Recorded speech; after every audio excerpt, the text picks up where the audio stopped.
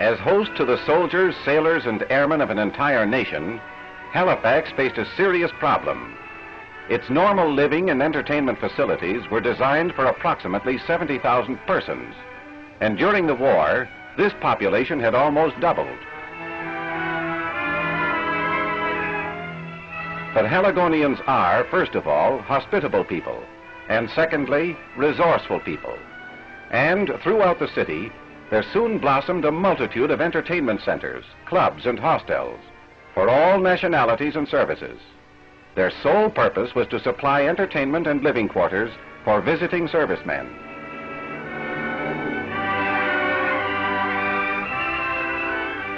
But Halifax, physically, had long been prepared for the advent of her visitors.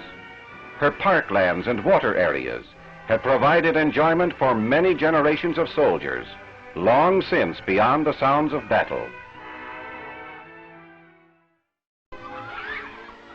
While on the nearby common, the youngsters can go boating on the egg pond, as it's called, in craft that try their best to discredit Nova Scotia's great shipbuilding tradition.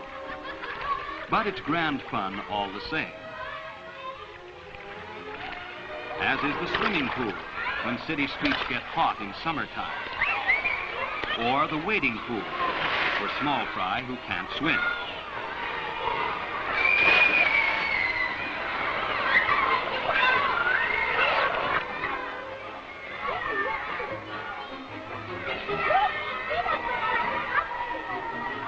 The area abounds in fun and game, the swings and slides, and a great favorite with the youngsters is the roundabout, and it's all under an unobtrusive supervision.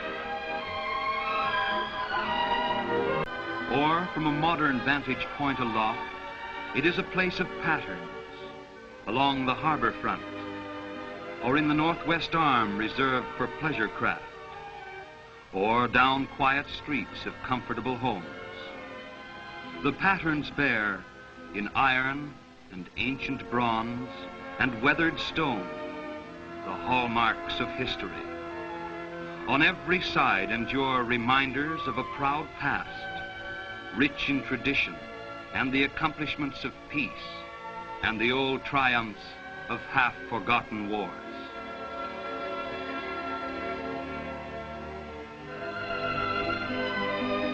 From the eastern bastions of the citadel, one faces the ocean and the dawn.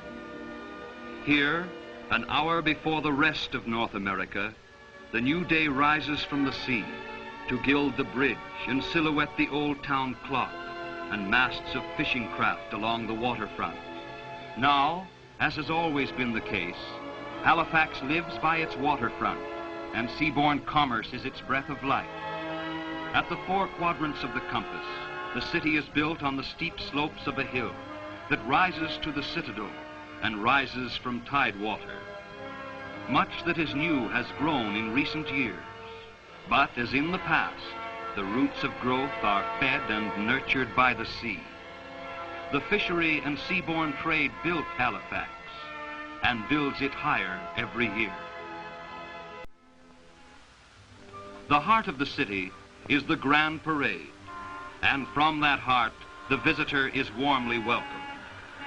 And there is much of interest here to browse and see at a comfortable pace, and in an atmosphere of old-world courtesy that many modern cities have lost along the way.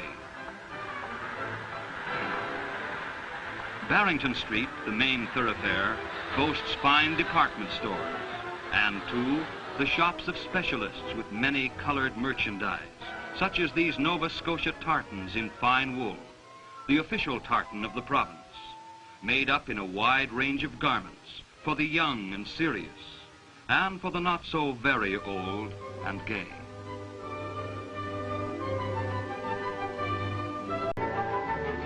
And in the Grand Parade, a place of memory.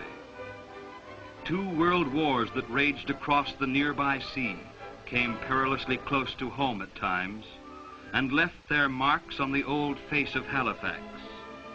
In 17, a munition ship blew up, killed thousands, threw its anchor stock some 3 miles inland.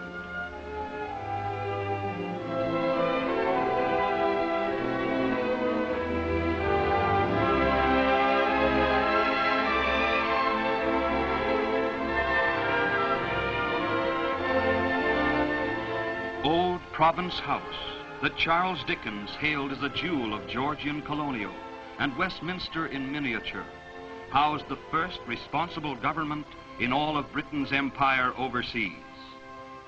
Joe Howe, who stands nearby in bronze, won that privilege for his native province. The constant contrasts of old with new add sparkle to the patterns of the city. And the founding father, Edward Cornwallis, looks down in wonderment at the changes of 200 years and how the inns have grown and prospered since his day. The harbor's northwest arm, when Cornwallis first sailed in, was called, the Indians said, Wagwaltic, and that name lives on along the city's western shore in the famed Wagwaltic Club, where succeeding generations of Haligonians learned to swim.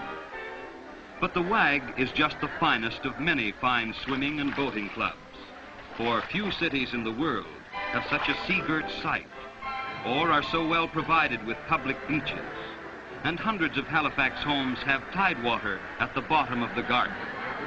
Public baths and favorite, if informal, swimming spots abound in both the harbor and the Arm.